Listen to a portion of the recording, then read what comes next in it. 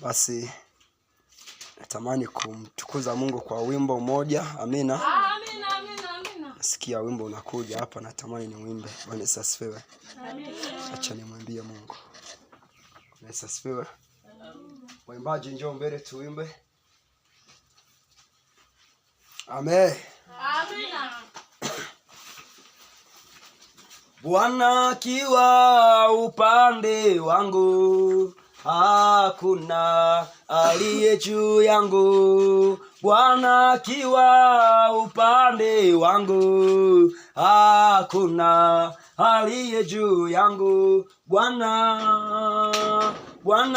akiwa upande wangu, hakuna aliye juu yangu. Bwana akiwa upande wangu, hakuna aliye juu yangu. Bwana akiwa upande wangu, hakuna aliye juu yangu. Bwana akiwa upande wangu, hakuna aliye juu yangu. Bwana akiwa upande wangu, hakuna aliye juu yangu. Bwana akiwa upande wetu, hakuna aliye juu yetu. Bwana akiwa upande wangu, hakuna aliye juu. Bwana akiwa upande wangu, hakuna aliye juu. Bwana akiwa upande wangu, hakuna aliye juu. Bwana akiwa upande wangu, hakuna aliye juu yangu. Sitaogopa, sitatingishika, sitaogopa, sitatingishika. Najua Bwana ananipigania. Sitaogopa, sitatingishika, sitaogopa, sitatingishika. Najua Bwana ananipigania. Najua Yesu ananipigania. Najua Bwana ananipigania. Najua Yesu ananipigania. Bwana akiwa upande wangu, hakuna aliye juu. Bwana akiwa upande wangu, hakuna aliye juu. Bwana akiwa upande wangu, hakuna aliye juu. Bwana akiwa upande wangu, hakuna aliye juu yangu. Kwenye shida nitasimama, nitangaze ukuu wa Bwana. Kwenye majaribu nitasimama, nitangaze ukuu wa Bwana. Kwenye changamoto nitasimama, nitangaze uzuri wa Yesu. Kwenye shida nitasimama, nitangaze ukuu wa Bwana. Kwenye majaribu nitasimama, nitangaze uzuri wa Yesu. Bwana akiwa upande wangu, hakuna aliye juu. Bwana upande wangu, hakuna aliye juu. Bwana upande wangu, hakuna aliye juu. Bwana akiwa upande wangu, hakuna aliye juu. Bwana akiwa upande wangu,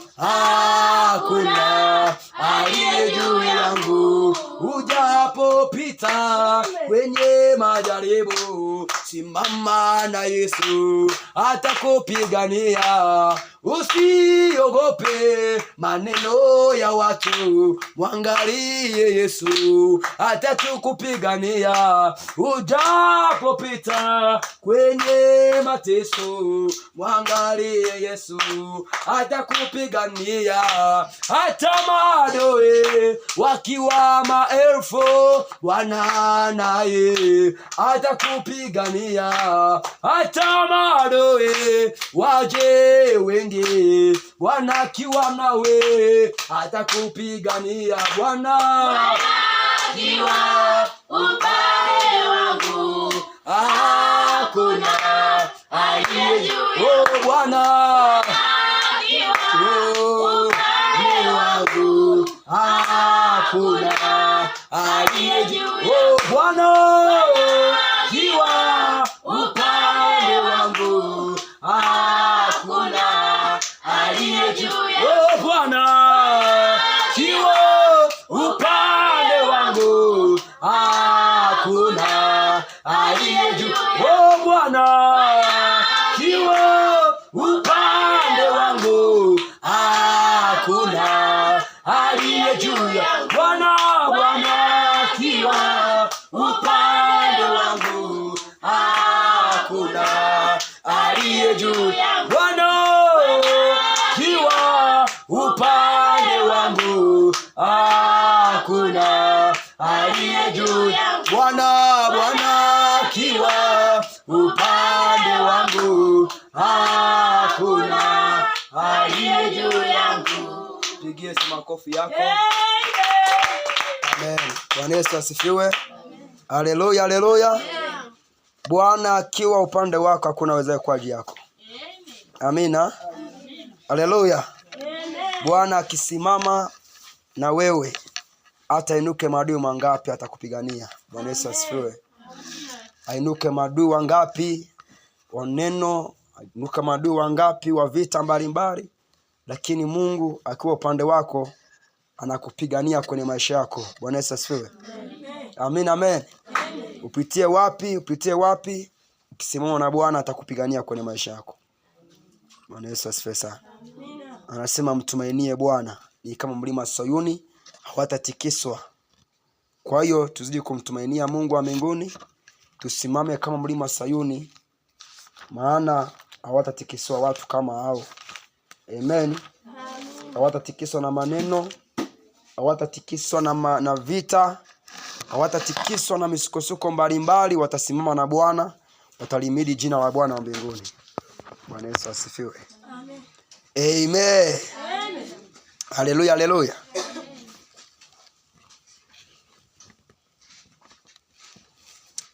Bwana Yesu asifiwe. Amina. Tunaendelea na somo letu la asubuhi. Amen. Haleluya sana. Amina. Tumwambie Mungu azidi kutengeneza mioyo yetu. Amen. Tumrudie Mungu wa mbinguni atengeneze mioyo yetu. Tumeona somo letu nasema linda moyo wako kuliko vyote ulindavyo, maana ndiko zitokao chemichemi za uzima. Amina. Amen. Kwa hiyo tuko kwenye matengenezo ya moyo wako. Je, uko na Mungu au Mungu ameshakuacha? Bwana Yesu asifiwe sana. Hakuna kitu kibaya kama kuachwa na Mungu. Mtu aliyeachwa na Mungu hawezi kushauriwa. Amen. Mungu aliyeachwa na Mungu anajiona kila kitu yeye anaweza. Hawezi kunyenyekea kwa wengine. Mtu aliyeachwa na Mungu, ukimwambia Mungu anasema hivi, na yeye anakuambia Mungu anasema hivi, kwa sababu anaijua neno. Haleluya. Amen. Anapinga Biblia. Anakuwa ameshavaa roho ya shetani. Kwa hiyo matengenezo ya moyo. Amina. Tumwambie Mungu atupe neema, mioyo yetu itengenezwe, ikubali kunyenyekea, ikubali maonyo, kurudi kwa Bwana kabisa, kufuata njia ya Mungu kabisa. Tusiwe na wokovu wa upagani. Haleluya. Amen. Tusiwe na urokole wa kuigiza. Tusiwe na urokole wa kuigiza. Tuwe na wokovu original ambao Yesu akija kunyakua kanisa anasema kweli hawa ni wanangu. Bwana Yesu apewe sifa. Amen. Amen. Tufumbe macho tuombe. Bwana Yesu, nakushukuru kwa neema yako. Asante mfalume, wewe ni mwema kwa wakati Baba, umetupa neema nyingine. Tunaomba useme nasi kwa muda huu, tukaione nguvu zako mahali hapa. Roho Mtakatifu, zungumza nasi. Kwa jina la Yesu, fungua masikio na roho zetu tupate kusikia kila ambacho Mungu natamani kusema nasi. Bwana, zungumza ndani ya mioyo yetu, Yesu Kristo, katika jina la Yesu. Bwana, unamhitaji mtu mmoja mwenye roho iliyopondeka na kunyenyekea, anayesikia neno lako na kutetemeka. Bwana mwenye nguvu, tunaomba mfalme amani katikati yetu.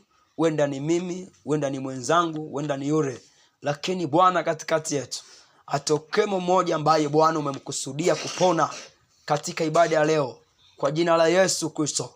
Mungu mwenye nguvu, katika damu ya Yesu tusaidie. Roho Mtakatifu, mapepo yote nyamaze kimya, bali Bwana tupe neema ya kuzifuata njia zako, kwa jina la Yesu mwana Mungu aliye hai. Amen. Bwana Yesu asifiwe.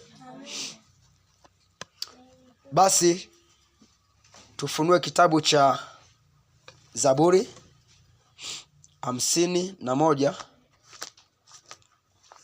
Zaburi 51 mstari wa 16 hadi mstari wa 17. Zaburi 51 16 hadi 17. Biblia inasema, anasema, maana upendezwi na dhabihu, au ningeitoa wewe uridhii sadaka ya kuteketezwa. Dhabihu ya Mungu ni roho iliyovunjika, moyo uliovunjika na kupondeka. Mungu utaudharau. Bwana Yesu asifiwe sana. Amen. Biblia inasema kwamba maana Mungu apendezwi na dhabihu. Dhabihu ni sadaka. Apendwe dhabihu, au ningeitoa wewe uridhii sadaka ya kuteketezwa. Tunapotoa sadaka madhabahuni tukaitoa kwa Mungu, kwa lugha nyingine ito tumeteketeza mbele za Bwana. Amina, amen. Sasa dhabihu, asema dhabihu za Mungu ni roho iliyovunjika na moyo uliovunjika. Amen. Roho iliyovunjika na moyo uliovunjika na kupondeka, Mungu utaudharau. Yani dhabihu ya kwanza, amen, ya Mungu ni moyo uliovunjika na roho iliyovunjika na kupondeka. Anasema Mungu hautaudharau. Haya alikuwa ni maombi ya Daudi, anaomba rehema. Ukianza Zaburi 51 pale anaomba rehema. Daudi alikuwa ametenda dhambi, anaomba Mungu rehema. Pamoja kwamba Daudi anasema nimekutolea sadaka za kuteketezwa, lakini hautazikubali. Amen. Hautakubali dhabihu zangu. Lakini anasema kwamba dhabihu ya kwanza ya Mungu ni moyo uliopondeka. Amen. Ni roho iliyovunjika, moyo uliovunjika na roho iliyopondeka. Yani imenyenyekea mbele za Mungu, imekubali maonyo, imekubali kufuata sheria ya Mungu. Dhabihu ya kwanza ya Mungu anayoitaka ni moyo. Amen. Roho, moyo, nafsi na mwili wako. Maanake moyo wako, nafsi yako, roho yako viko ndani ya mwili wako. Uwezi ukaagiza roho yako kwamba roho yangu nenda kanisani, mimi mwili siendi. Ili roho iwepo lazima na mwili uwepo. Bwana Yesu asifiwe sana. Amen, amen. Uwezi ukakaa nyumbani ukasema mimi nitaenda katika roho niabudu kanisani. Hiyo hamuna. Mungu anakutaka wewe kwanza. Tulipokuwa pagani hatumjui Mungu, tulipokuwa tunaenda makanisani, wazazi wetu walikuwa wanatupa sadaka, tunapeleka kwamba nipelekee sadaka madhabahuni, au weka kwenye basha yangu nitolee sadaka kanisani. Huo ulikuwa ni upagani. Amen. Amina, amen. Lakini mpaka leo kuna Wakristo ambao wanafanya vile. Yaani anampa mtoto wake sadaka kwamba nipelekee kanisani. Yaani wewe hujampa mtoto, lakini labda yeye mtoto akitoa ndio Mungu anamuona huyu aliyetoa. Hakuoni wewe uliyebaki nyumbani. Amen. Yeah. Anamuona yule aliyeleta sadaka madhabahuni. Bora hata useme kwamba yani nimekupa sadaka hii, nenda mtolee Bwana. Amina. Sio ukasema nenda unitolee. Hakuna sadaka kutolewa. Unatakiwa wewe ujitoe mbele za nani? Za Mungu. Kwa sadaka ya kwanza ambayo Mungu anaisamini ni sadaka ya mwili. Uje umwabudu Mungu. Amina, amen. Uje mtukuze Mungu. Mtumishi wa Mungu ametoa ushuhuda pale, akaongezea kitu kimoja. Unaweza ukawa ibadani kumbe roho yako iko nyumbani. Amen. Bado wewe hujasali. Unaweza ukaona kwenye ibadani ili wakuone kama wewe ni mhudhuriaji wa ibada. Amina, amen. Ndio maana nilikwambia juzi kwenye mkesha kwamba kuja ibadani kila siku hakutoshi. Amen. Kusema kwamba wewe umekamilika mbele za Mungu. Mungu anahitaji moyo wako. Yaani usije ibadani ili watu wakuone, ili na mimi nionekanepo. Uje kumtukuza Mungu wa mbinguni. Anaweza sasa. Mungu anahitaji moyo wako kuliko chochote ambacho wewe unakifikiria kwenye maisha yako. Anasema dhabihu anayotaka ni sadaka ya moyo kwanza. Kabla ya sadaka zingine zote ambazo tunazitoa. Bwana anataka moyo uliovunjika na roho iliyovunjika na kubondeka. Amina, amen. Inaosikia maonyo. Unaposikia moyo uliovunjika ni moyo ambao uko tayari. Yaani Mungu akisema kwamba leo, kuanzia leo atupite hapa, tunapita hapa, yeye anakubali. Amen. Kuanzia leo tunaenda hivi, anakubali. Maana yake yani yeye anaongozwa na Mungu, hataki kujiongoza kwa fahamu wake. Nesa pesa. Unajua watumishi wa Mungu wengi wanaojua ukweli wa Mungu, wanaofahamu ukweli wa Mungu, lakini wameshindwa kuhubiri makanisani ukweli wa Mungu kwa sababu wanaogopa watu ili wasiache kusali, wasiache imani. Amen. Wanaogopa hilo. Sasa wale watu makanisani, kwa lugha nyingine, yule mchungaji anakuwa anafuga wauni. Mwanzo sana. Afugi yani wale watu na kuwepo tu basi, yani mchungaji siku moja akiwakemea wanaacha imani. Sasa wale kwa lugha nyingine ni watu wenye viburi na jeuri ambao hataki kusikia neno la nani? La Mungu. Amina, amen. Mchungaji akifundisha kweli ya Mungu anasema kuanzia leo makanisani hakuna mwanamke kuvaa suruali, wanawake wanaacha kusali wengine. Amina, amen. Tayari ndani mwa wale watu wanaitwa nini? Anasema mbwa mwitu. Kwa lugha nyingine wanaitwa mbuzi. Anasema kwamba siku za mwisho Mungu atawatenga kondoo na nini? Na mbuzi. Mtu yoyote ambaye asikii maonyo ya Mungu katika ulimwengu wa roho sio kondoo wa Mungu, sio mwanafunzi wa Yesu. Haleluya. Mwanafunzi wa Yesu anakubali mafundisho ya Kristo. Wanapomwambia kuanzia leo hakuna kusuka nywele, mwanamke anabadilika. Ajalisha alikuwa anapendeza kiasi gani akisuka nywele, anaacha. Amen. Yule ndo mtu mwenye moyo uliopondeka na kuvunjika, anasikia neno la Kristo. Asio unakuwa mgumu unashikilia tu, mimi sitabadilika, mimi nakaa hivi. Unabadilika, rasmi wewe utaitwa mbuzi kwa Bwana. Haleluya. Utaitwa mbwa kwa Bwana. Hapa kazi utakuona kama kondoo wa Bwana, lakini katika ulimwengu wa roho Mungu hakuoni hivyo, kwa sababu kuna vitu hutaki kubadilika. Maana sasa wana Mungu hutaki kuacha. Yaani Mungu hapendezwi na kitu kingine, kwani anapendeza moyo unaosikia neno lake. Amen. Anasikia neno lake kwamba hiki kitu ni dhambi, sasa tunaachana nacho, tunatembea hivi. Ndivyo Mungu anavyotaka, sio na kuwa kiganganizi. Watu wengine wakitoka nje wanaanza kukanisha, wanakanisha neno la Mungu. Na masharti haya kwa kweli. Kwa kweli haya masharti kwa kweli. Kwa kweli sasa masharti ni ya kwetu au ni ya neno la Mungu? Bwana asifiwe sana. Sisi hatukutaka kuwa vile, ni Mungu anatufanya tuwe hivyo. Tunaenda kama neno linavyotaka, tuenendi kwa tamaa zetu. Sikia, Mungu anasema kwamba watu walivyokataa mafundisho ya Mungu, Mungu aliwakataa. Amina. Aliwaacha akanenda kwa tamaa zao. Akaleta roho ya upotofu juu yao. Kumbe watu wanavyomkataa Mungu, Mungu anaachilia roho ya upotofu ili wale watu wasije wakamjua Mungu daima. Amina, amen. Yaani Mungu akikuona mara ya kwanza pia tatu ukakataa kusikia sauti yake, Mungu anakuacha unaenenda kwa tamaa zako na kwa roho yako, kwa mapenzi yako ya kimwili. Amina, wana Mungu. Sasa Mungu anataka tuongozwe na neno la Mungu. Anautaka moyo wako Mungu wa mbinguni. Amina, amen. Anataka tuwe kondoo kabisa, tufuate neno la Mungu. Wapendwa, tukubali wokovu. Amen. Tukubali nini? Wokovu. Jamani, wokovu sio kuchezea. Amen. Wokovu unakuwa tayari kuacha mme kwa ajili ya Yesu. Unakuwa tayari kuachana na wazazi kwa ajili ya Yesu. Mwanzo sana. Wokovu.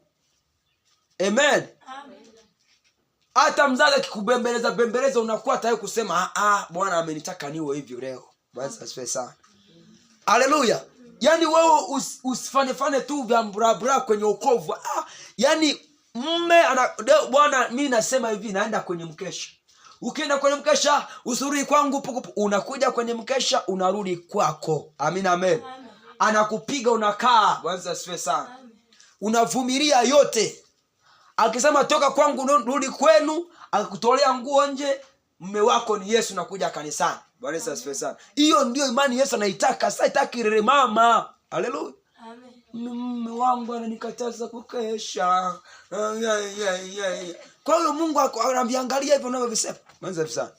Mume wangu ananikataza kukesha. Mume wangu eti mtoto analialia ibadani ndio maana siji kanisani. Wewe una mapepo. Bwana asifiwe sana. Kwa hiyo wamekwambia mtoto akilia ibadani ndio Mungu amsikilize ibada. Bwana asifiwe sana. Amina, amen. Akusikilize ibada. Mtoto anasumbua, mtoto analia, si nini? Yaani visingizo tu vya kidunia. Nilikuwa sina matumizi leo, nikaenda kufanya swi vigodi ndio maana nisijaje ibadani. Lala njaa kwa siku moja utakufa. Bwana asifiwe sana. Amina na Mungu. Yaani Mungu anataka tunapookoka tuokoke kweli, tuache masiara. Yaani unajua watu wengi wana masiara kwa Bwana. Tuna masiara wana wa Mungu. Yaani kuna hali ya mazoea fulani Mungu azoeleki. Amen. Lakini kuna hali ya mazoea fulani inapandwa kwenye wokovu. Inakuja tu. Pamoja tumefunga vitambaa, pamoja tunavaa vizuri, lakini tukishatekwa kumtafuta Mungu, tumeisha. Amen. Tukishaacha agano la Mungu, tumeisha. Mungu hataki masingizio. Amen. Kwenye habari ya neno lake Mungu hataki masingizio. Mimi sina viatu weti ndio maana sije kanisani. Mimi sina nguo sije kanisani. Sijafua nguo ndio maana sije kanisani. Mungu hataki uje na hayo manguo machafu muabudu Mungu. Kama hujafua, umekosa sabuni. Haleluya.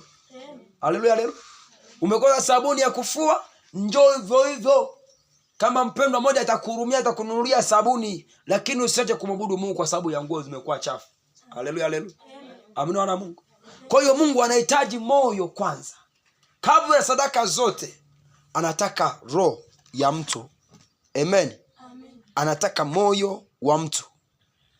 Anataka nafsi ya mtu moja ipate kupona katika maisha yake. Bwana Yesu apewe sifa. Kitabu cha Warumi sura ya 12 mstari wa kwanza inasema kwamba, Warumi 12:1, basi ndugu zangu na wasii kwa huruma zake Mungu, itoeni miili yenu iwe dhabihu iliyo hai, takatifu na ya kupendeza Mungu, ndio ibada yenu yenye maana. Haleluya. Ibada yenye maana ni kutoa miili. Amesema pesa hapa? Hapana. Amesema vyakula hapa? Hapana. Mwanzo asifiwe sana. Amesema mavazi hapa? Amesema miili yetu. Amen. Ndani ya mwili ndimo kuna roho. Ndani ya mwili ndimo kuna nafsi. Ndani ya mwili ndimo Mungu anasema tutoe miili yetu, tumfanyie Mungu ibada. Hiyo ndio ibada yenye utukufu, iliyo takatifu mbele za Bwana. Amina, amen. Hiyo ndio ibada yenye maana mbele za Mungu, ya kutoa miili yetu. Wanaojitoa kumsifu Mungu, hiyo ndio ibada yenye maana. Haleluya. Wanapiga makofi. Kuna mtu mwingine apigeki makofi. Watu wanakomaa kwa chini. Baba wewe ni Mungu, unaweza Bwana, unaweza Bwana. Yeye apigi makofi. Siku moja ukiwa kilema wa mkono ndio utajua kwamba Mungu alikuwa anathamini upige makofi. Kuna mtu ambaye hana mkono. Amen. Yaani amekatwa mkono wake kwa sababu wakati mwingine magonjwa au ajali, lakini anapiga hivi makofi. Mwanzo fedha. Yaani anachukua huo mkono ambao hauna kiganja, anapiga hivi. Amen. Wewe una mikono yote miwili hivi, unashindwa kumpigia Mungu makofi. Mwanzo fedha. Amen. Kuna mtu ana mguu mmoja, anafanya hivi, anaruka. Amen. Nishawahi kukutana na kilema mmoja kanisa fulani, nimesahau ni wapi. Wanamkalisha kwenye kiti, anakaa, ana mguu mmoja, lakini anachezea kwenye kiti sifa. Amen. Anamuinua Mungu, anacheza, unaona anazunguka na kiti chake, aanguki. Bwana Yesu asifiwe sana. Anamtukuza Mungu. Wewe umepewa miguu, unaweza ukaruka, unaweza ukaruka, kwanza sana. Unaweza ukamsifu Mungu kwa sauti yako nzuri. Kuna watu hawana sauti, hawana uwezo wa kumuinua Mungu sana, lakini wewe una sauti nzuri kabisa, unaweza kumtukuza Mungu, lakini sauti yako naibana. Mungu anasema tumtukuze Mungu kwenye viungo vyetu kupitia mwili wetu. Amina, amen. Sema tulipokuwa katika hali ya shetani alitumia viungo vyetu kutenda dhambi. Sasa hivi tumeokoka, tumtukuze Mungu kwa viungo vyetu. Amina na Mungu. Kwa hiyo Mungu anapendezwa na sadaka ya kwanza ya mwili. Dhabihu iliyo hai ni kutoa miili yetu. Amen. Kutoa miili yetu.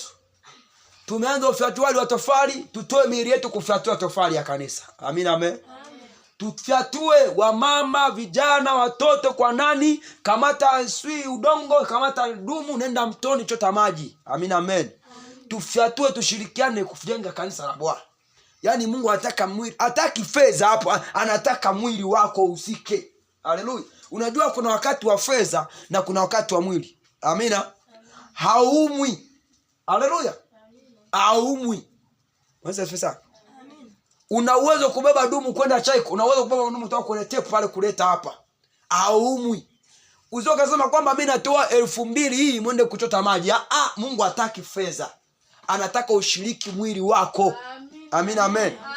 Utoe sadaka mbele za Mungu. Pesa ni kwa wakati mwingine tukihitaji kasukari, tukihitaji kanini, tunahitaji ka fedha kwa ajili ya kulisha watumishi wa Mungu ambao wanafyatua tofali. Lakini kwa wakati wa kutumia nguvu, tumika. Kwanza sasa. Hiyo ndio ibada yenye maana mbele za nani? Mbele za Mungu. Watakatifu wa Bwana. Bwana Yesu asifiwe sana. Amina na Mungu. Kwa Mungu anahitaji ibada ya kwanza, tutoe mwili yetu. Amina, amen. Kitabu cha Hosea 6:6. Hosea 6:6 Biblia inasema, maana nataka fadhili wala sitaki wala si sadaka, na kumjua Mungu kuliko sadaka za kuteketezwa. Nisasifesa. Kwamba anataka fadhili wala si sadaka, na kumjua Mungu kuliko sadaka za kufanyaje? Za kuteketezwa. Amina, amen. Anataka fadhili wala si sadaka. Amen. Anataka moyo wa kumtukuza Mungu, fadhili. Tutangaze fadhili za Bwana kwa moyo wa unyenyekevu, wala si sadaka. Amen. Na kumjua Mungu. Unajua maana ya kumjua Mungu? Haleluya. Ndio maana nawaambia hivi, mtu ambaye hamjui Mungu hata anapomsifu Mungu ni kazi bure. Na watoto wao wafundishe kunyenyekea. Bwana asifiwe sana. Amina. Hivi vya kuja wanacheza kanisani hivi, Mungu anaweza akaachia fimbo kwa watu wazima. Bwana asifiwe sana. Amina na Mungu. Wanatulia kabisa, fundisha maadili ya kunyenyekea. Hapa anapofanya hivi kuna mtu mwingine akili naama anaanza kuangalia anavyochora anaama kwenye mfumo wa kimungu kabisa. Amina na Mungu. Kwa hiyo Mungu anataka moyo wa kumjua nani? Mungu. Si sadaka, na kumjua Mungu kuliko sadaka za kuteketezwa. Kumjua Mungu. Kumjua nani? Sasa utamjuaje Mungu? Wewe ni mzembe wa mafungo na kuomba na ibada na mikesha na nini? Uweze ukamjua Mungu kama wewe ni mzembe wa ibada. Haleluya. Utakalia tu hivi bumbumbu. Kuna vitu vingine utavifanya kanisani unaanza kukushangaa watu. Kumbe hujawahi kujifunza kwa sababu ya uzembe. Amina, amen. Kwa hiyo nataka tumjue Mungu. Unajua mtu akimjua Mungu hata kusukuma kumtolea Mungu, hata sukuma katika ibada, hata sukuma kufunga na kuomba. Haleluya. Hata mwenyewe atajiongoza kufunga na kufanyaje? Na kuomba. Hata sukuma kuhubiri injili. Utaona anapiga hatua anaenda kuhubiri injili kwa sababu tayari anamuelewa Yesu. Amen. Mtu anayemjua Mungu asukumwi. Yaani yeye anashangaa, yeye anajiongoza. Sasa anajua mimi namuelewa Mungu. Amen. Utashangaa nafagia kanisa. Sio mpaka usukumwe, mpaka uambiwe, wewe fagia kanisa, wewe fanyaje? Anataka yani wewe roho Mungu anakuongoza. Unamjua Mungu. Haleluya. Mtu anayemjua Mungu hawezi akaangalia muda kwenda nyumbani wakati wa ibada. Mansa spesa. Washirika sasa hivi mchungaji atachelewesha. Mchungaji amechelewesha ibada. Yaani leo. Yaani yeye mawazo yake anawaza kula.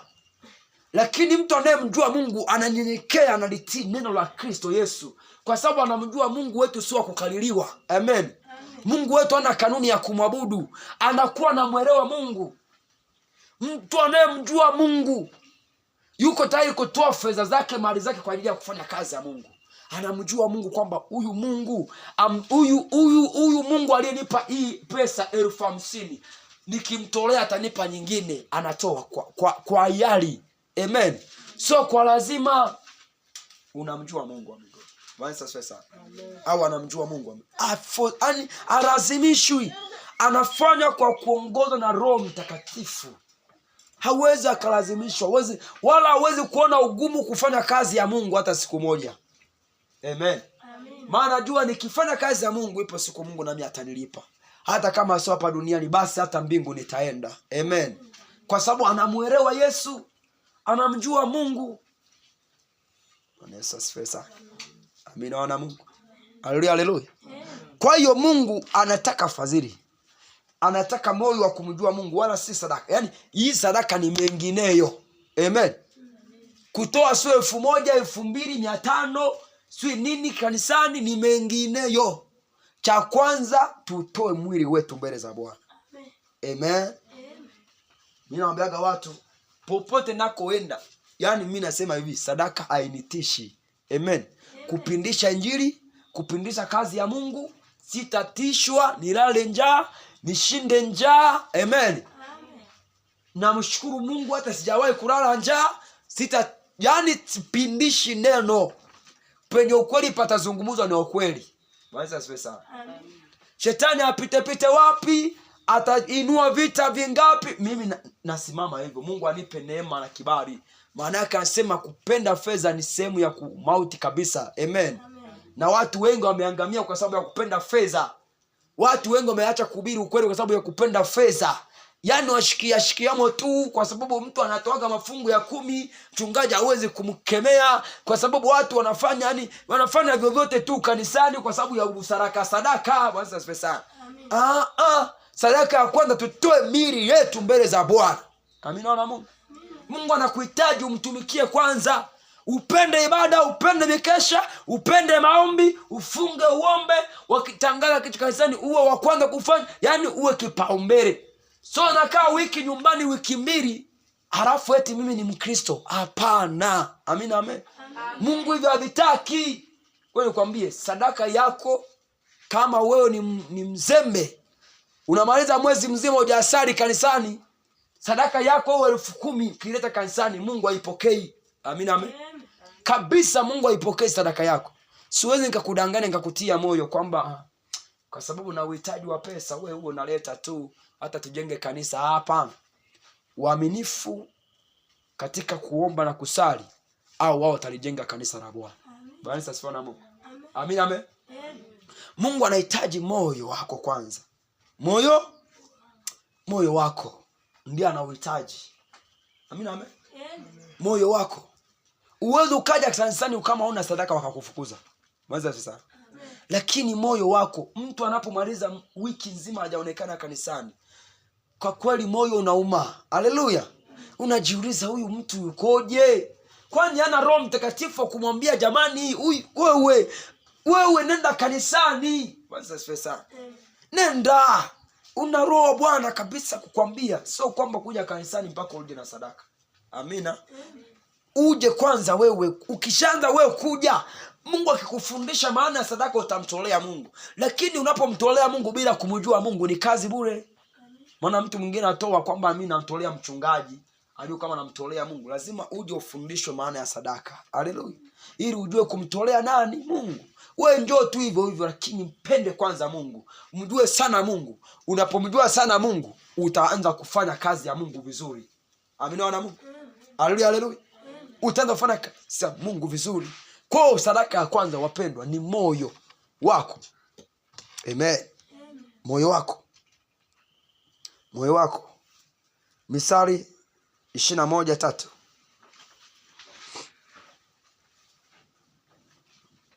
Moja soma hapo Misali 21:3.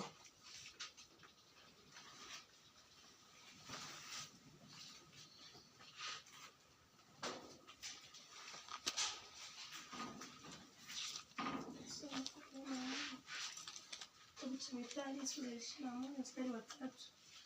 Kutenda haki na hukumu kumpendeza Bwana kuliko kutoa sadaka. Amen. Kwamba Mungu anataka kutenda nini? Haki na hukumu na kumpendeza Mungu kuliko kutoa nini? Sadaka. Unaona kitu anachokitaka Mungu? Haki. Kutenda haki. Manake yani watu na wahukumu katika haki, hakuna upendeleo. Amen. Kwamba hakuna upendeleo na hukumu ya kweli kuliko kutoa sadaka. Kwamba hiki kitu kimefanyika hivi, huyu ndiye anayehusika, basi huyu hahusiki. Yani unatenda haki kuliko kutoa nini? Sadaka. Bwana asifiwe sana. Amina na Mungu. Kitabu cha Yohana 17:3.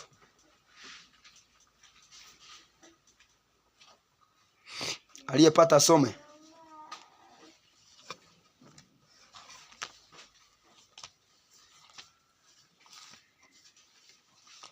Yohana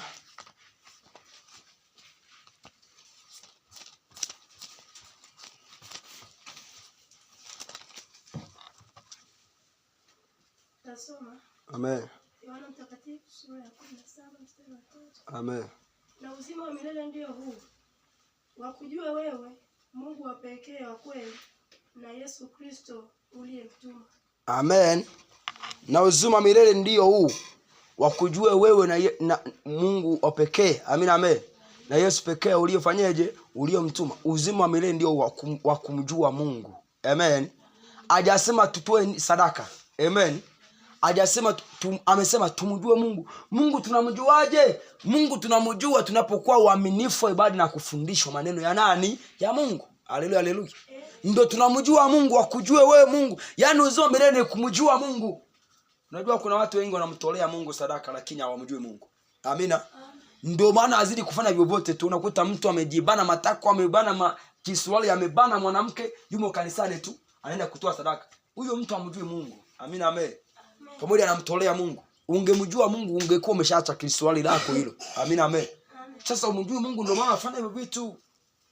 Kimjua Mungu, haleluya, unasikia raha ndani mwako. Ndio maana mtu anayemjua Mungu katika adha yupo kwa Bwana. Haleluya. Katika dhiki yuko kwa Bwana. Bwana asifiwe sana. Amina, amen. Yuko kwa Bwana. Ngoja nikwambie, mtumishi wa Mungu ameshuhudia hapa asubuhi kwamba kipindi kile anakuja ibadani alikuwa na mawazo ya msiba. Bwana asifiwe sana. Lakini pamoja na hiyo Mungu anamuona. Haleluya na Mungu. Yaani ile hatua aliyokuwa akiipiga akija kanisani, imani. Mungu anajua huyu ni mwanangu. Bwana asifiwe sana. Maana ni wachache yuko kwenye msiba wa ndugu yake baada anakuja ibadani. Amina, amen. Yaani kwanza hilo tu Mungu anasema huyu hakika ni mtumishi wangu. Amina, amen. Katika dhiki anaona Mungu yeye ndiye wa thamani peke yake. Katika changamoto anasema wewe ndiwe Bwana. Kwenye fimba anasema wewe ni Mungu. Haleluya. Analala njaa anasema hakika wote abaki kuwa Mungu. Mungu anataka tumjue. Amina, naona Mungu. Tumjue yeye kwanza. Mtu ambaye hamjui Mungu akutana na changamoto anakimbia. Kwanza asifiwe sana. Anaacha kabisa imani. Lakini ukimjua Mungu, ngoja niwaambie, mtu anayemjua Mungu, yani pale ambapo wanadamu wanaona kwamba kama vile kuna changamoto kubwa, wewe ndio unaona kawaida. Haleluya. Yani ambapo wanadamu wanasema hivi kweli ataweza kushinda hapa? Hivi kweli ataweza kuvumilia hapa? Hapo wewe ndio unaona kawaida. Amen. Kwa sababu unamjua Mungu ndiye mtumikia, hauwezi kutikisika imani yako. Wanaweza asifiwe sana. Unamjua Mungu. Naweza ukapimwa akakwambia kwamba sasa kwa kuwa umeokoka hakuna ulisi hapa. Kuangalia sasa tuone kama atashinda hapa. Wanakuona wametaja hivyo ndio kwanza kabisa unazidi kumtumikia Mungu. Amina, amen. Wanasema huyu mtu namna gani? Wewe wakina Paulo walikuwa wanapigwa fimbo, lakini bado kwa sababu walikuwa wanamuelewa Mungu hawakurudi nyuma. Haleluya. Hawakuangalia zile fimbo, hawakuangalia vile vita, wakaendelea kumtumikia Mungu katika roho na kweli. Amen. Kwa hiyo Mungu anataka kumjua yeye, tumjue yeye Mungu na Yesu Kristo aliyemtuma. Tukimjua huyo Mungu sasa na Yesu aliyemtuma, hapo ndio tutaona uwezo wa Mungu. Amina, amen. Hapo ndio tutamtumikia Mungu katika furaha. Hatutasukuma na kulazimishwa kwenye kazi ya Mungu. Bwana Yesu asifiwe na Mungu. Amina, amen. Hatutasukuma na kufanyaje? Na kulazimishwa kwenye kazi ya nani? Kwenye kazi ya Mungu. Amina na Mungu. Haleluya, haleluya. Kwa wana wa Mungu tukubali kumjua Yesu Kristo. Tukubali kumjua Mungu wa mbinguni. Na atatusaidia kwenye maisha yetu. Amen. Mungu anataka fadhili. Mungu anataka sadaka ya mwili kwanza. Vingine ni mbadala. Amen. Vingine ni mengineyo. Kwanza moyo wa mtu. Moyo wa mtu. Sasa Mungu anataka tuwe waaminifu katika ibada na kumtumikia yeye. Amen. Amen. Haleluya. Haleluya. Uburuko ketibwa kuzanisani icho chikwate kabisa. Wokovu ni mgumu. Na wengine wanaigiza wokovu. Amen.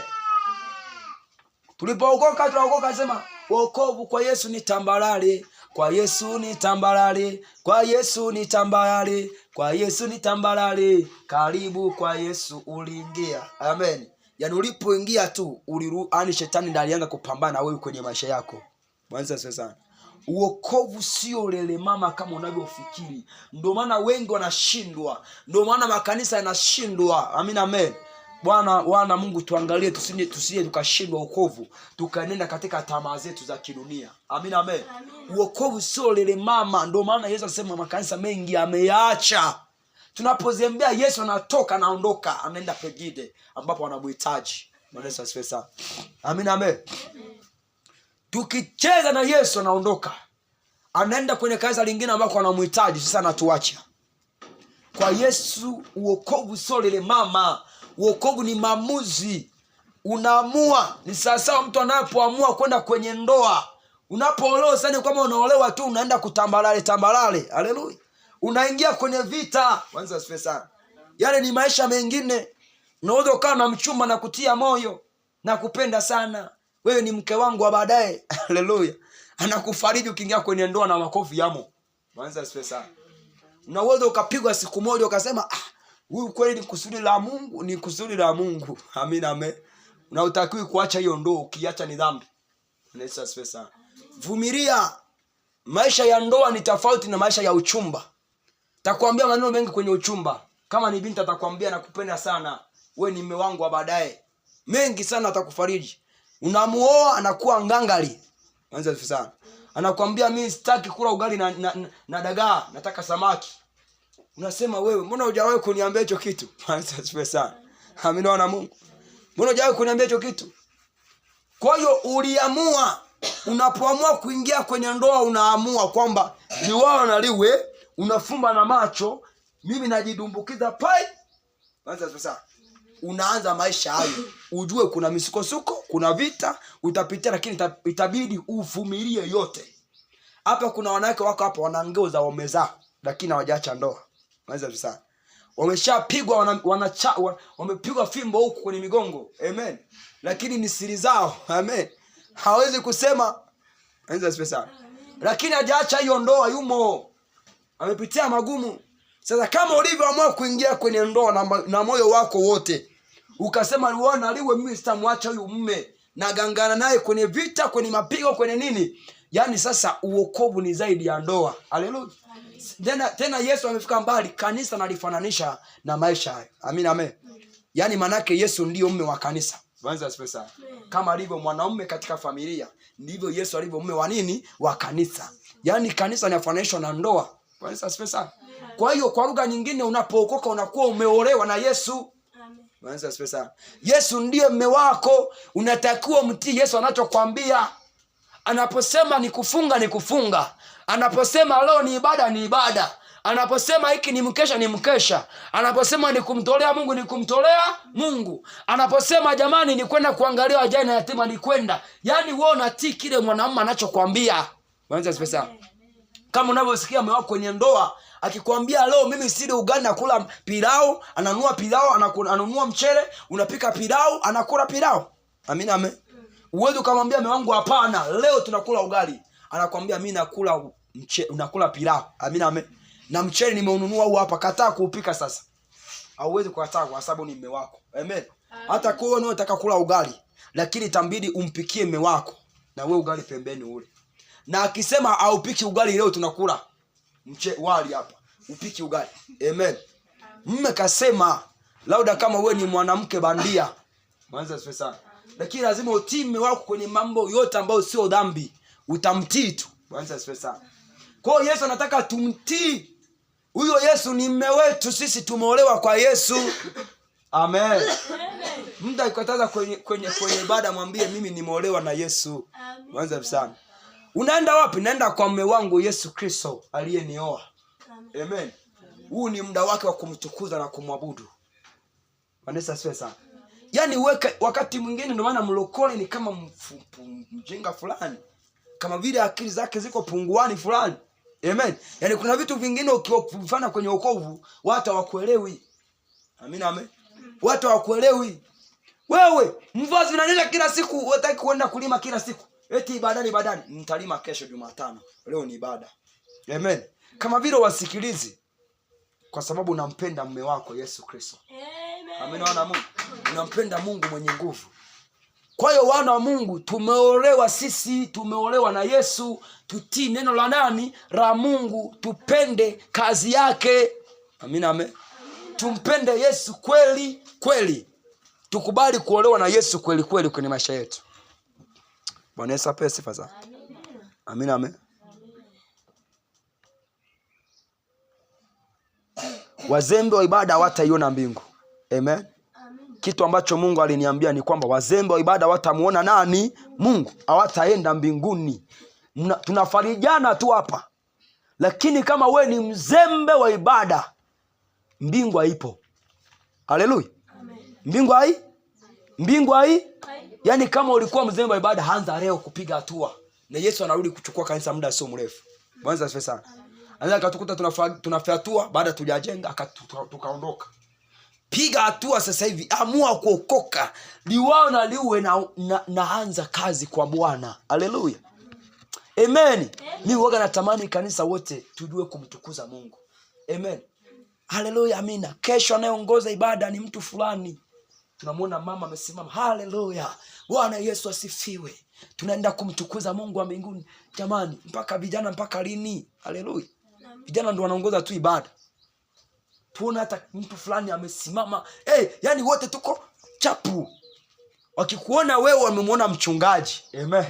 Haleluya. Ukikutana na mtu fulani unamkutana na mchungaji. Yani hakuna mchungaji, hakuna mshirika. Wote ni level moja. Labda tunazidiana kwenye habari ambavyo Mungu ametuka kumtumikia. Amina, amen. Kwenye mamlaka. Lakini kwenye habari ya kuongea, kuzungumza maneno ya Mungu, yani wakuta tunamfanana Yesu Kristo. Bwana Yesu asifiwe sana. Amina, amen. Kuna mtu mwingine akibweka chini akaanza kumuuliza, hivi wewe eti kusuka ni dhambi? Sheria za bonde na bonde batu hizi. Na shoma. Bwana Yesu asifiwe sana. Halafu na wewe ani mwingine anamuunga mkono yule aliyemuuliza swali, kumbe ni sheria zabo. Batu hizi sheria. Haleluya sana. Kumbe na wewe upo. Ani upo tu. Yani anakuwa kuwepo tu. Tunadhani tuna mtu kumbe hayupo. Amen. Wakikuuliza swali kama hilo unamtetea Yesu, ni dhambi. Imeandikwa kwenye kitabu fulani. Amen. Imeandikwa Petro wa kwanza 3:3, imeandikwa usisuke nywele. Amen. Ni dhambi, unatetea imani yako. Bwana Yesu asifiwe sana. So naanza kujumaoma tu. Sasa wewe ukianza kupinga hiyo sheria ya Mungu, huyo mwingine ataokokaje? Bwana Yesu asifiwe na Mungu. Amina, wana Mungu. Haleluya, haleluya. Kwa hiyo wazembe wa ibada wataiona mbingu. Amen. Yaani Mungu anathamini mshirika anayesali ibada zote bila kupunguza hata moja. Bwana asifiwe sana. Yaani usiposali uwe na sababu ya msingi kabisa ambayo hata ukimweleza Yesu anasema kweli mwanangu hapa wenda alishindwa. Bwana asifiwe sana. So za kidunia, sijaja ibadani kwa sababu nilienda kulima. Ulienda kulima. Bwana asifiwe sana. Yaani kulima kuna kufanya usimwabudu Mungu. Kulima. Bwana asifiwe sana. Ndio maana wakati mwingine Mungu anaachilia jua linapiga mazao watu hawavuni kwa sababu kuna watu wagaidi. Bwana asifiwe sana. Mungu anapenda tusali ibada zote bila kupunguza hata moja. Sisi hatuna kanuni ya Jumapili au Juma ngapi. Ibada zote. Amen. Alhamisi, Ijumaa, kwenye mkesha, Jumaa ngapi, yani ibada zote ambazo tumeweka kanuni yote, anamsamini mtu huyo. Kuna uwezekano kutokwenda mbinguni kwa sababu wewe ni mzembe wa ibada. Yesu asifiwe sana. Amen. Haleluya.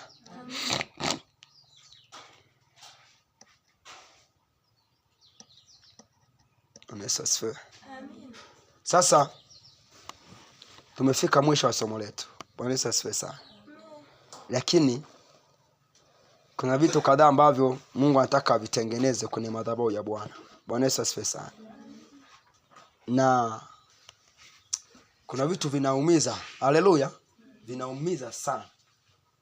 Ngoja nikwambie mpendwa. Mungu anaumia, hata mchungaji anaumia pale ambapo mtu unakuwa ni mtoaji wa sadaka sana kuliko kuthamini ibada. Haleluya. Mungu anaumia na mtumishi wa Mungu anaumia. Amen. Sasa ili nisihukumiwe mimi na Mungu siku moja asija akanikanyaga kwenye moto, acha tukanyagane leo. Bwana asifiwe sana. Ili tutengeneze njia zetu. Bwana asifiwe sana. Hamna Mungu. Yaani tuanzie kunyagana hapa duniani. Tuchukiane, tupendane. Haleluya. Jamani tupendane. Bwana asifiwe sana. Wala tusichukiane. Amina na Mungu. Amina. Tusichukiane. Amen. Kwa sababu kazi ya Mungu ni kutengeneza. Na katika matengenezo watu wao wanabadilika. Bwana asifiwe. Sasa na mimi nakisema kile ambacho Mungu ameniambia niseme, sipindishi. Bwana asifiwe sana. Sifanyeje? Sipindishi hata hii. Hata moja. Bwana asifiwe sana. Haleluya. Na katika maisha yangu mimi ni wakati mwingine nikifanyaga hivi namuona Mungu. Amen. Stish na kitu chochote. Bwana asifiwe sana. Yaani unaponiambia habari yoyote inayomhusu Mungu, yani si ni nini, hata mimi niko hivyo. Haleluya.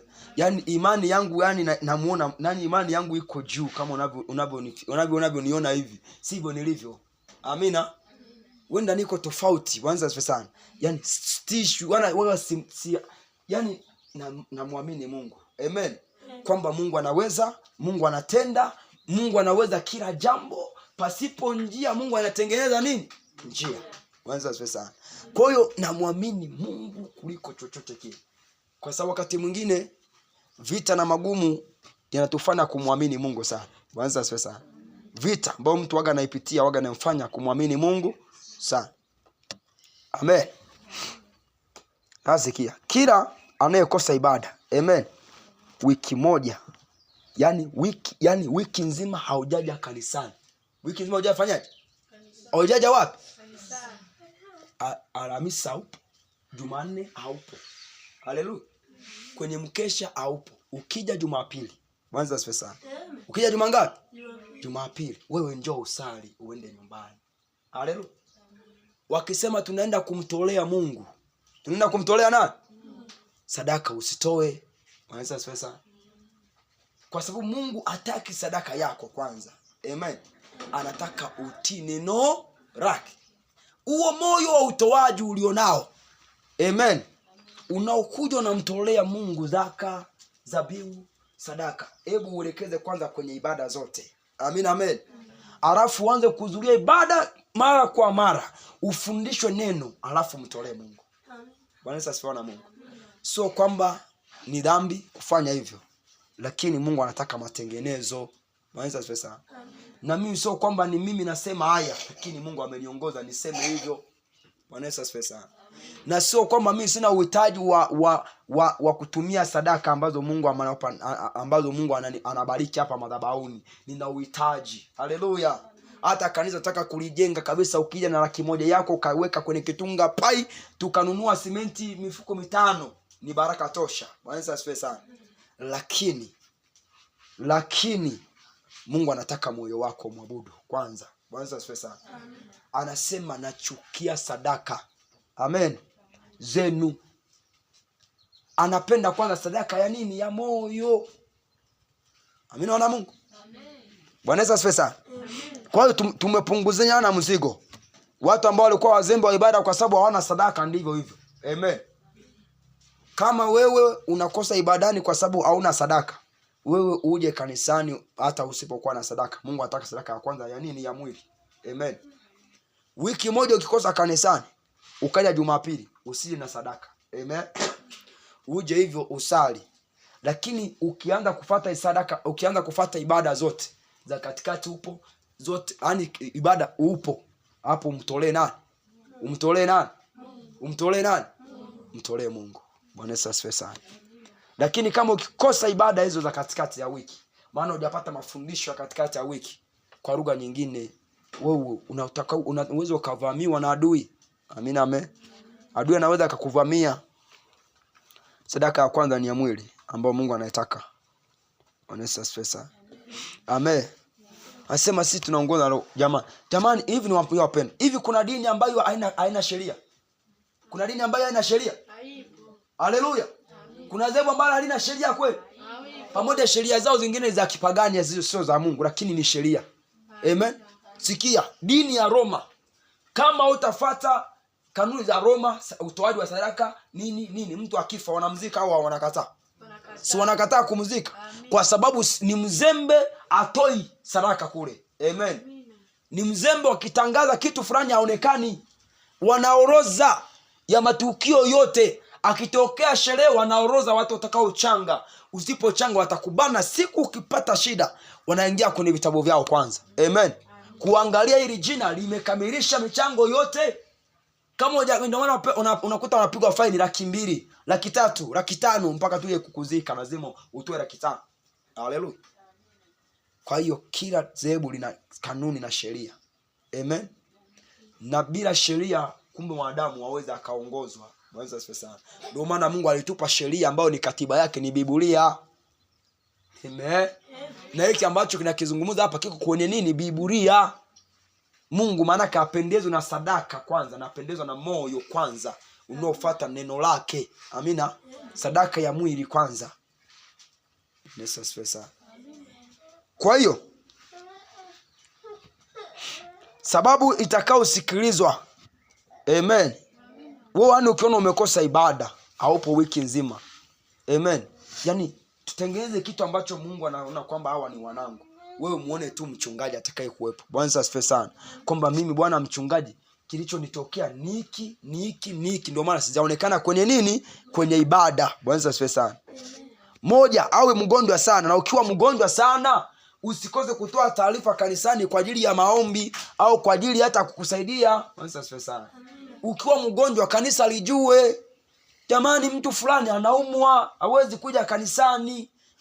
Twende kwake kufanya maombi. Bwana asifiwe sana. Usikae tu kama vile hauna kanisa, kama vile yani wewe unaumwa tu na kufiamo tu maniga hivyo. Kanisa lipo, naweza kusaidia hata kwa njia ya maombi, na hakuna msaada mkubwa wa kimungu kama maombi. Amen. Vingine ni ibada ya fedha nini, ni ibada, lakini cha kwanza ni maombi. Amina wana Mungu. Unapoumwa utoe taarifa tukuombee madhabahuni pa Bwana. Usikae tu hivyo tunaona mtu haji ibadani kumbe anaumwa. Amen. Kumbe yuko hoi. Hatujui, kanisa halijui. Tujue kwamba huyu mtu ana madhaifu ya magonjwa. Bwana asifiwe sana. Amina. Amina, amen. Au wakati mwingine umepata dharura. Umesafiri ghafla, umepata dharura ya safari, haupo kwenye mazingira haya, umesafiri kikazi au umesafiri kimsiba au kiharusi nini, haupo kwenye mazingira. Tuwe tunajua kwamba mpendwa fulani amesafiri. Bwana asifiwe sana. Kwamba hayupo kwenye mazingira haya. Amen. Haleluya. Amina, amen. Au wakati mwingine uwe umeuguza uko hospitalini. Umeuguza uko wapi? Uko hospitalini. Anza sasa. Unauguza mgonjwa, tujue kwamba huyu mtu hayupo kwa sasa hivi, yupo anauguza mgonjwa, unatoa taarifa. Amina wana Mungu. Tunajua kanisa. Unajua mimi naambiaga mara kwa mara. Unaweza kuona kwamba kanisa hili kwa sasa hivi bado watu ni wachache, sio wengi sana, lakini mikakati na mpango ambayo Mungu anatupa. Mungu anaona kuna kundi kubwa la watu linakuja. Bwana asifiwe sana. Sasa nataka wale watu wanaokuja awakute hao walishakuwa na msimamo wa kimungu, so olela. Bwana asifiwe sana. So watu tu ovyo ni watumishi kweli. Yaani mtu anapookoka ajue kwamba anapookoka anaokokaje. Ili umtumikie Mungu uweje. Bwana asifiwe sana. Sadaka yako, yani kuna watu wanakuja kanisani. Unajua shirika sasa, watu wengi sasa hivi wanadhani kwamba wachungaji wote yani wapo kwa sababu ya kupenda sadaka. Amina amen. Hii madhabahu nadhani Mungu ameichagua. Haleluya. Na ameshasema alifanyaje? Alichagua. Bwana asifiwe sana. Sasa kama Mungu ameichagua, sio kila madhabahu inakimbilia utoaji tu. Bwana asifiwe sana. Amina amen. Sadaka yako ipimwe kwenye viwango vya nani? Vya kimungu. Sadaka. We, tulia. Umpeleke nje asipigie kelele kama analia. Bwana sana. Yaani sadaka yako ipimwe kwenye viwango vya kimungu. Amina wana Mungu. Kwenye viwango vya kimungu. Uwe mhudhuriaji wa ibada, uwe mhudhuriaji uwe kipaumbele kwenye kazi ya Mungu kwanza. Bwana sana. Yaani mtu asije kanisani na 10,000 yake ameandaa 10,000 ya sadaka kwamba mchungaji atatizwa na 10,000 ili asimkemee. Haleluya. Bado utakemewa tu pamoja na yani sadaka kwanza hiyo haikubaliwi. Amen. Mpaka labda itakao kubaliwa ni ya mgeni. Amen. Kwa mfano mtu ni mgeni, waga yupo huku. Amekuja. Sasa huyu hatuwezi kumzuia kumtolea Mungu. Kwanza sasa. Lakini mwenyeji upo nyumbani wiki nzima hujaonekana kanisani, yani ibada zote katikati ibada haupo, wewe ni wa Jumapili tu. Sadaka yako usitoe madhabahuni. Kwanza sasa. Usitoe wapi? Usitoe wapi? Madhabahuni. Kwanza sasa. Wewe subiri, ukipenda ibada zote. Ukipenda ibada kama mwaminifu wa ibada. Sadaka ya kwanza kutoa mwili wako huu, mtolee Mungu. Amen. Endelea kumtolea Mungu. Lakini kama wewe ni mzembe wa ibada, ni mzembe wa ibada, yani siwezi imani yako huwezi kukua. Amen. Huwezi kukua. Amen amen. Ni Mungu hajaniita kula sadaka za watu. Haleluya. Ameniita kuhubiri kweli yake. Ndio maana mimi naishi kwa neema ya Mungu. Kwanza sana. Siishi kwa kumtegemea mwanadamu kwamba wewe umenibeba. Namtegemea Mungu. Haleluya. Amina. Ukimletea Mungu hapa sadaka yako, magimbi, ndizi, na mimi nasema Baba asante, wewe ni mwema. Leo nakula ndizi katika jina la Yesu. Ninafurahi sana. Amen. Kwa sababu najua Mungu amenilisha kwa njia hiyo. Amina. Nafurahi, moyo unafurahi mno. Amen. Haleluya. Nikiwa madhabahu nikasema asante Yesu, na kutolea sadaka, nikuta kwenye kitunga kuna kama 5,000. Nasikia moyo umebubujika. Bwana asifiwe sana. Sema asante Yesu, leo nakula. Amen. Lakini kabla sijara hizo sadaka kwanza tuwe waaminifu wa Mungu. Amen. Yaani kabla Mungu hajanibariki hivyo vitu, ninajua Mungu atanibariki, kazi yake itasonga mbele, lakini tuwe waaminifu. Amen. Na watoto hao wanajua kumtolea Mungu. Akitoa watu 3 hapa, Mungu anatukuzwa. Amen. Ila kila kuliko kutoa kanisa lote wametoa, alafu ni wazembe bado hujawahi kuona. Kuna watu wa Jumapili tu, yani makanisa mengi unakuta kanisa na watu yani na watu wengi 100, lakini baada ya katikati anaruhusu watu 15. Kwanza sana. 15 hilo ni kanisa liko nyuma. Mungu anapolitazama alimfai kabisa.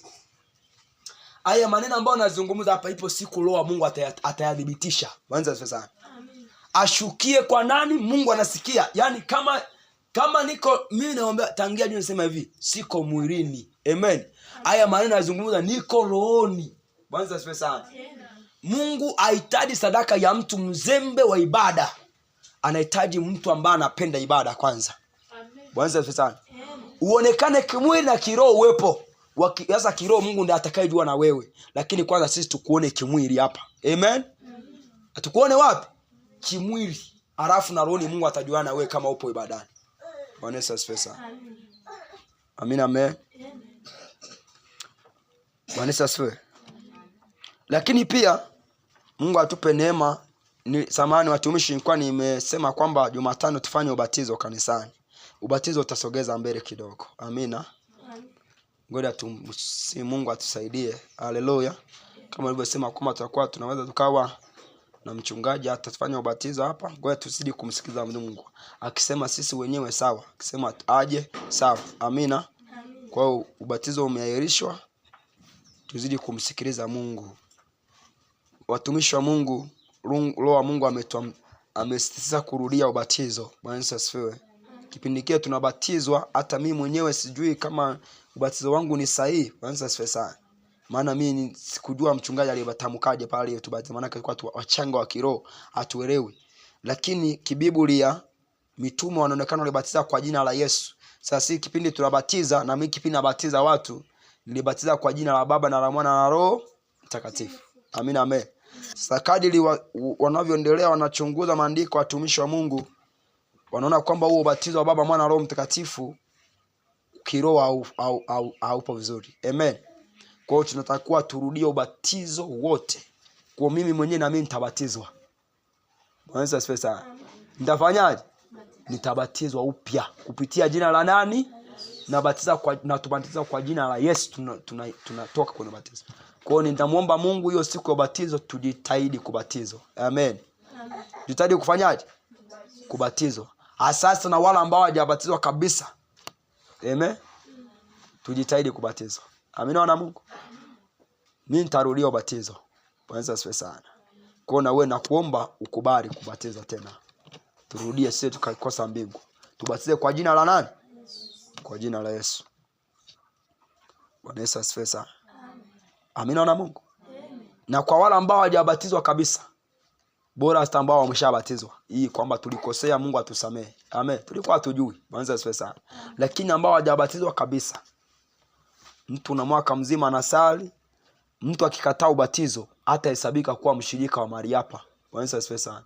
Yaani akisema mimi sibatizwi, nishabatizwa ubatizo wa Baba, Mwana, nishabatizwa ubatizo wa Roma wa kuwekewa hapa maji, sibatizwi tena, wewe ufai kuokoka. Amen. Yaani ufai kukaa kanisani, ufai kukaa katikati ya watumishi wa Mungu. Bwana asifiwe sana. Unaweza kukaa lakini tutakuona kama mtu akipagani. Amina. Maana sisi hatuwezi kumfukuza mtu, lakini kama hajabatizwa mtu hatutamhesabu kama ni Mkristo. Amen. Na Yesu anasema ambaye amekataa ubatizo ameshakwisha kuhukumiwa. Aamini kwa atakuwa sabi na atafanyaje? Atahukumiwa. Kwa hiyo tunatakiwa wote tubatizwe, labda watoto wadogo kuanzia miaka 12 na kusonga mbele wanabatizwa. Amina. Ambao wameshakuwa na uelewa wanatakiwa tufanyiwe ubatizo. Bwana Yesu asifiwe sana. Amina wana Mungu. Kwa uongozi, wewe kama wewe unamtumikia Mungu kwenye idara yoyote, wewe ni kiongozi sehemu yoyote kanisani, ukikosa ibada moja utoe taarifa. Sababu amen, kwamba kwa nini haujaja kanisani. Mwanzo asifiwe sana. Yaani wewe unapokosa ibada utoe taarifa. Amina. Kwa nini haupo kanisani? Kilichokufanya usiwepo kanisani ni nini? Yaani kanisa lijue. Mwanzo asifiwe sana. Kama umesafiri tujue. Yaani kazi ya kidunia isikufanye unakosa ibada. Mimi sijaja kanisani kwa sababu nilikuwa nalima. Yeye hamna. Wewe unatakiwa utubu. Amina ame. Utubu kabisa, umrudie Mungu kabisa, ukoke tena. Lao ndio unauma sana, umesafiri, umeuguza huko hospitalini, haupo. Lakini sababu ya kwamba nilikuwa na kazi, hiyo sababu hamna. Mungu ampe utukufu kabisa. Haleluya, haleluya. Amina wana Mungu. Jamani tuamue kumtumikia Mungu. Haleluya. Tuamue kumtumikia nani? Tuamue kumtumikia Mungu kabisa, kusimama kumtumikia Mungu kabisa. Haleluya, haleluya. Kwa hiyo nadhani hayo ndio Mungu aliyoniambia. Mungu atupe neema, tupata neema tutarudia ubatizo kwa neema ya Mungu. Haleluya. Amina. Lakini pia kwa mzembe wa ibada hataruhusiwa kutoa sadaka. Amen. Sio kwamba tumekuzia sisi, lakini Mungu ndiye amezuia. Mwanzo asifiwe sana. Yaani kama wewe wiki nzima uonekane kanisani, unaonekana Jumapili sadaka kanisani hautatoa. Amen. Leo tutamtolea Mungu ibada inayoanza ile. Mtu asipokuwa mhudhuriaji wa ibada za kwanza, yani atakuwa mzembe ibada za katikati, haonekani. Jumapili ijayo asitoe sadaka. Na ninaomba kiongozi wote unaosimama madhabahuni unatanguliza hilo. Haleluya. Kama hujasali wiki nzima, siku za katikati ya ibada hukuwepo, usitoe nini? Sadaka. Amina. Amen. Haleluya, watumishi wa Mungu. Amen. Ili mtu aseme kwamba sadaka tu wachungaji, unajua wachungaji wanataka sadaka. Mimi sitaki sadaka. Haleluya. Mungu anataka moyo wako. Umtolee Mungu, na sadaka ni tamu sana, inapendeza kwa Bwana, lakini upende ibada. Amen. Upende ibada. Ukisikia mwana kwambia mbwe zamu ya mchungaji. Haleluya. Mchungaji zamu ya akombele ni nyeto wanyi yantange sadaka. Bwana asifiwe sana.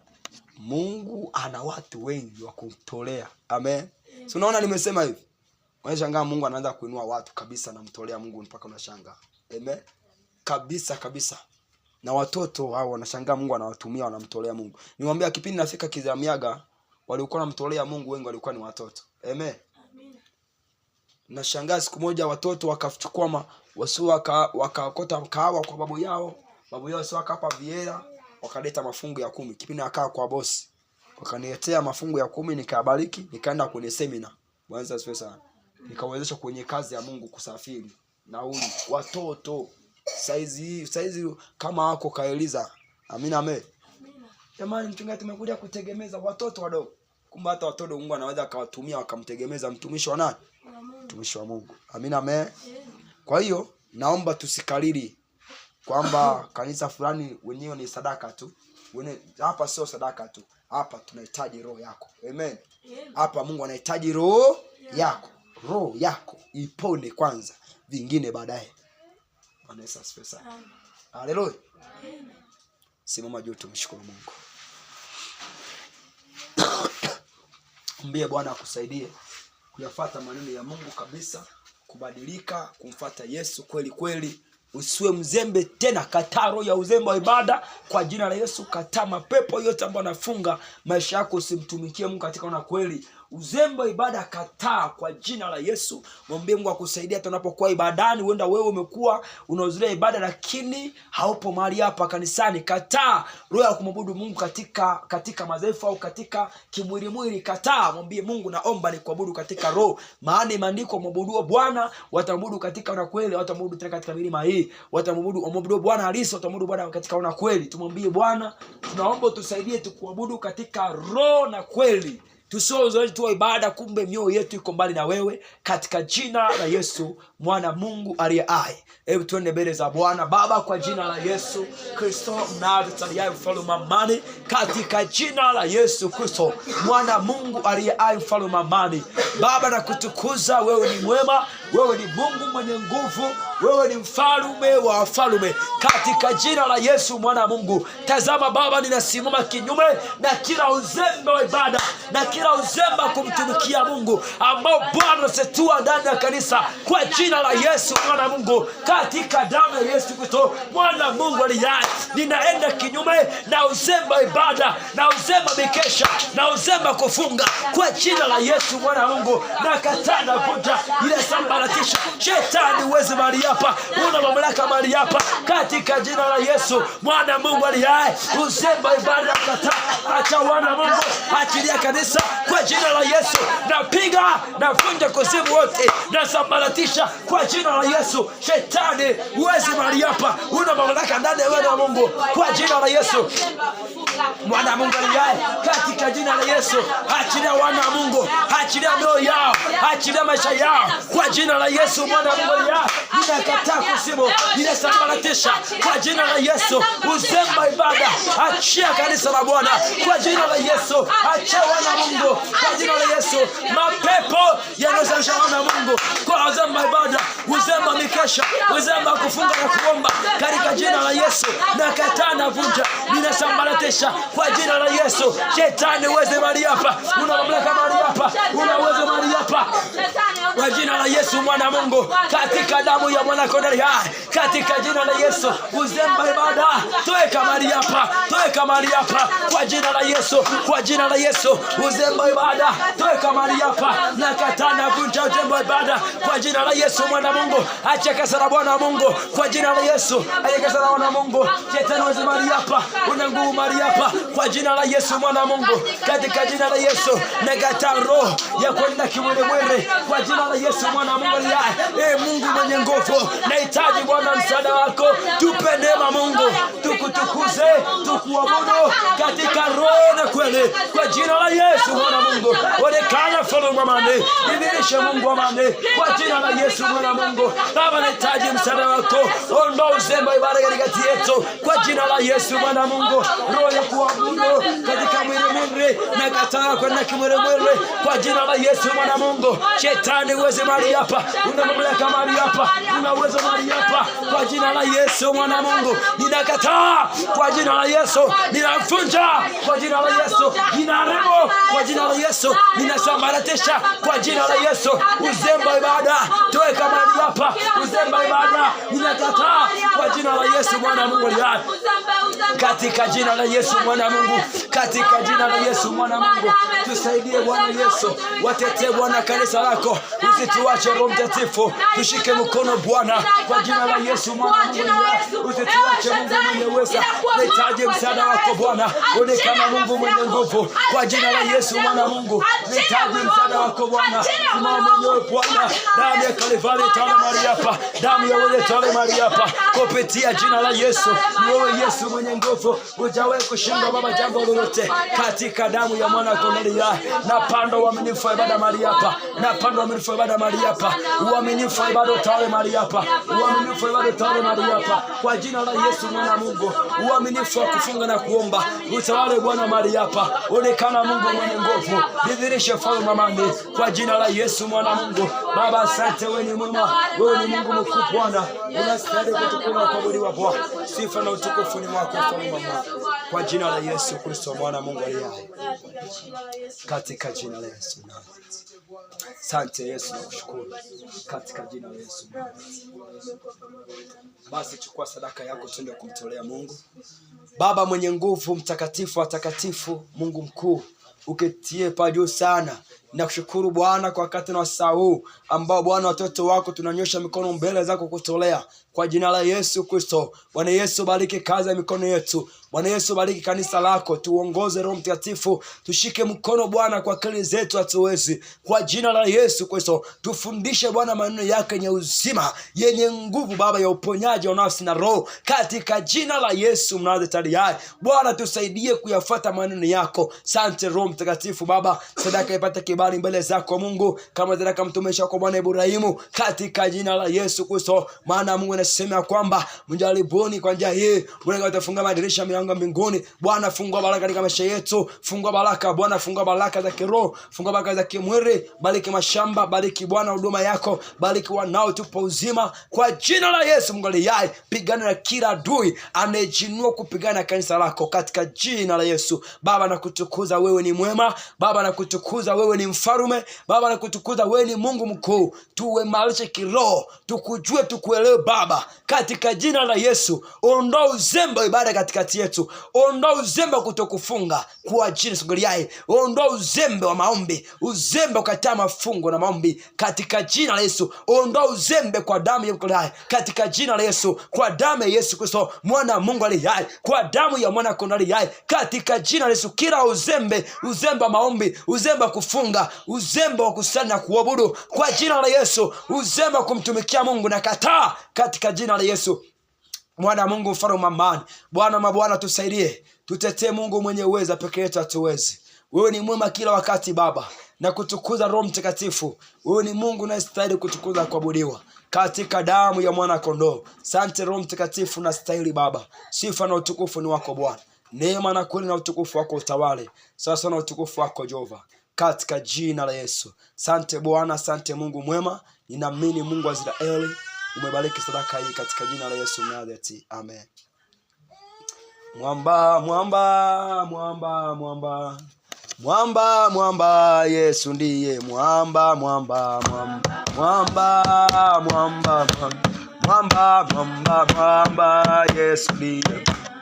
Oh, Yesu ndiye mwamba. Yesu ndiye mwamba. Yesu ndiye mwamba. Yesu ndiye mwamba. Oh, Yesu ndiye mwamba. Yesu ndiye mwamba. Yesu ndiye mwamba. Yesu ndiye mwamba. Oh, Yesu ndiye mwamba. Yesu ndiye mwamba. Yesu ndiye mwamba. Yesu ndiye mwamba. Yesu ndiye mwamba. Yesu ndiye mwamba. Yesu ndiye mwamba. Yesu ndiye mwamba, Yesu ndiye mwamba, Yesu ndiye mwamba, Yesu ndiye mwamba, Yesu ndiye mwamba, Yesu ndiye mwamba, Yesu ndiye mwamba, Yesu ndiye mwamba, Yesu ndiye mwamba, Yesu ndiye mwamba, Yesu ndiye mwamba, Yesu ndiye mwamba, Yesu ndiye mwamba, Yesu ndiye mwamba, Yesu ndiye mwamba, Yesu ndiye mwamba, Yesu ndiye mwamba. Amina. Bwana Yesu asifiwe. Haleluya. Basi tukae kidogo. Mungu abariki. Bwana Yesu asifiwe. Amen. Nitatoa matangazo kidogo kwa ajili ya kazi ya Mungu. Haleluya. Tunayo kazi ya Mungu ambayo tumeanza jana, kazi ya ufyatuaji wa tofali. Amen. Sasa ningependa rao tupangilie ratiba vizuri, lakini pia kuwezeshana sana kwenye kazi hii. Bwana Yesu asifiwe. Amen.